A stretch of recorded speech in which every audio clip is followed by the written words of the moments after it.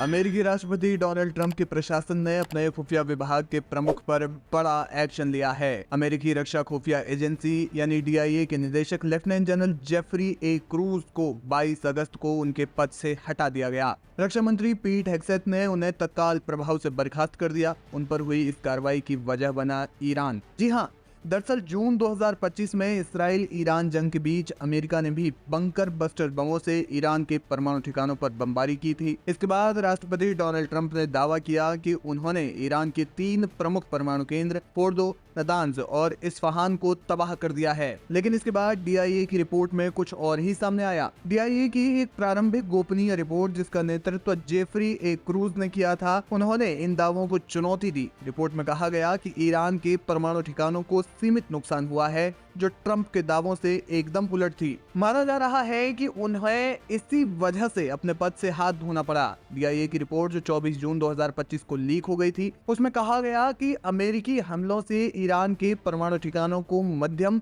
से गंभीर नुकसान हुआ, लेकिन ये ठिकाने पूरी तरह से नष्ट नहीं हुए। रिपोर्ट के मुताबिक फोर्दो संयंत्र में 30,000 पाउंड के बंकर बस्टर बमों ने प्रवेश द्वार को सील कर दिया, लेकिन भूमिगत संरचनाएं और संवर्धित यूरेनियम के भंडार बड़े पैमाने पर बरकरार रहे।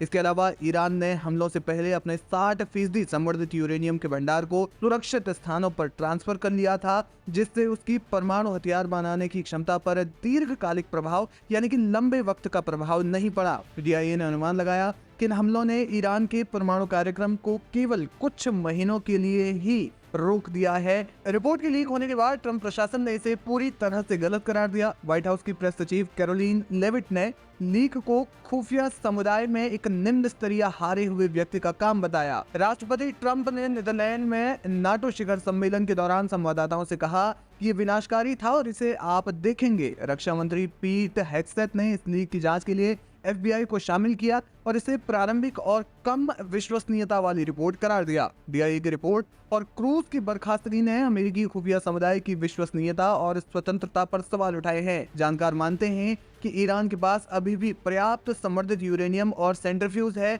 जो उसे गुप्त परमाणु कार्यक्रम को पुनर्जनन करने में सक्षम बना सकते हैं। अंतर्राष्ट्रीय परमाणु ऊर्जा एजेंसी यानी IAEA के निदेशक राफेल ग्रोसी ने भी कहा कि सैटेलाइट इमेजरी के आधार पर नुकसान का आकलन करना मुश्किल है और इसके लिए प्रत्यक्ष निरीक्षण की आवश्यकता होगी। इसके बाद ईरान ने भी जानकारी साझा की, जिसमें उन्होंने बताया कि अमेरिकी हमलों से पहले उन्होंने अपने जो संवर्धित यूरेनियम था उसे किसी गुप्त स्थान पर ट्रांसफर कर दिया था। हालांकि ये पहली बार नहीं है जब ट्रंप ने अपने अधिकारियों को उनके पद से अचानक हटवा दिया हो। इसी महीने उन्होंने नौसेना रिजर्व की प्रमुख वाइस एडमिरल नैन्सी लेकोर को बर्खास्त कर दिया। खबर है कि उन्हें विश्वास की कमी के आधार पर हटाया गया। हालांकि स्पष्ट कारण अभी सामने नहीं आया है। इसके अलावा rear admiral Milton Sands, cyber command के प्रमुख जनरल टिम हॉग, अमेरिकी वायुसेना के डिप्टी चीफ जनरल जेम्स स्लाइफ और ज्वाइंट चीफ ऑफ स्टाफ के chairman general Charles Q brown को भी बर्खास्त कर दिया गया। इसके अलावा अमेरिका के राष्ट्रीय सुरक्षा सलाहकार रहे माइक वॉल्ट्ज और उनके डिप्टी ने भी पद छोड़ दिया। उन्होंने ट्रंप प्रशासन में पहले बड़े व्हाइट हाउस स्टाफ परिवर्तन के तहत इस्तीफा दे दिया।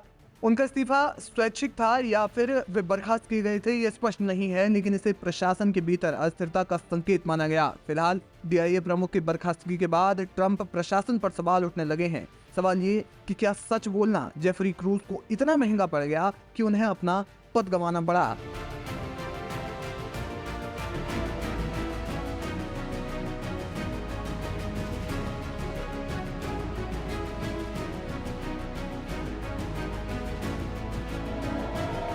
जून 2025 में इसराइल, अमेरिका और ईरान के बीच हुई 12 दिनों की जंग में दुनिया ने ईरान की मिसाइलों की ताकत देखी। इसके बाद से ईरान लगातार अपनी हवाई ताकत और सैन्य क्षमता को मजबूत कर रहा है।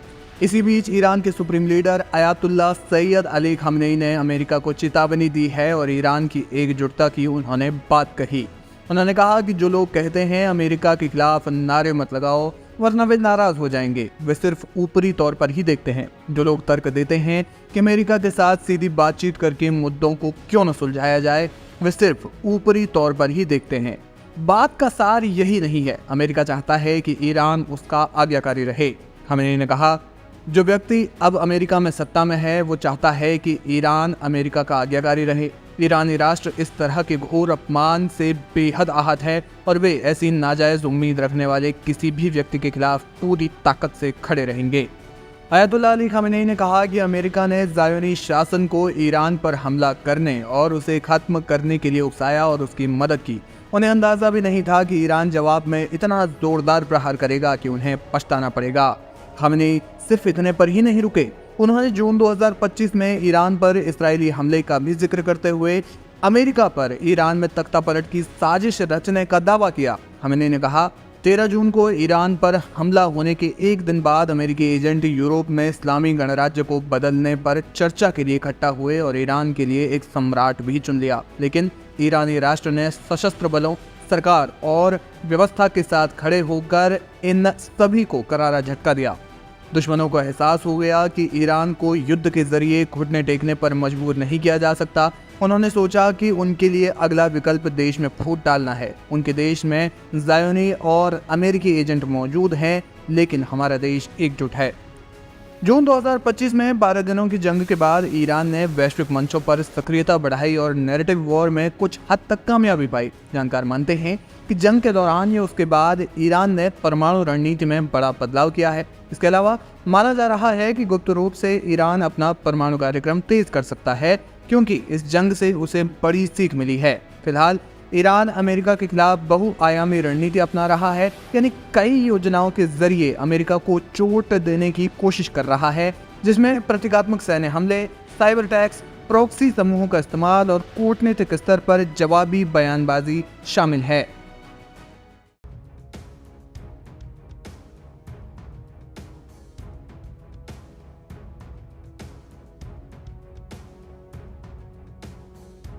ईरान और इजराइल के बीच हुए 12 दिन के युद्ध के बाद ईरान ने दुनिया को ये दिखा दिया है कि वो पीछे हटने वालों में से नहीं है।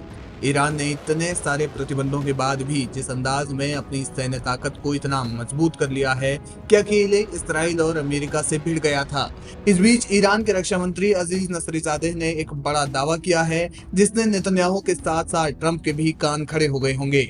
ईरान के रक्षा मंत्री ने दावा किया कि इस्लामिक रिपब्लिक ने कई देशों में हथियार बनाने की सुविधाएं स्थापित की हैं।